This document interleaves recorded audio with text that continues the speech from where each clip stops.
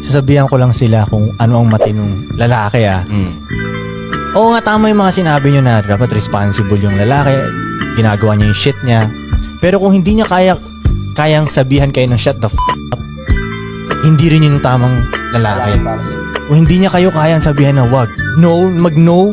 Kadamihan, marami akong kilala ng responsible businessman, maayos talaga, pero hindi sila maka-no sa babae. Lalo na sa magandang babae, hindi sila makapagsabi ng no. Weak na lalaki yun. Kasi ang mangyayari nun, so lahat ng magagandang babae, mag-yes lang siya. Yun yung mahirap. Hindi siya maka-no dun, di ba? So madali siyang madagit ngayon. Di ba? Madaling masira empire niya. O madaling masira empire niya. Papasok ka lang ng babae sa padalhan empire mo lang niya. ng magandang babae, masisira empire niya So yung lalaking responsible at kayang magsabi sa inyo ng no, shut the up. Yung gano'n, o pwedeng sabihin sa'yo, yo, huwag kang magsalita dahil mali yung sinasabi mo. Yung gano'n na direktang gano'n, yun ang tamang lalaki din.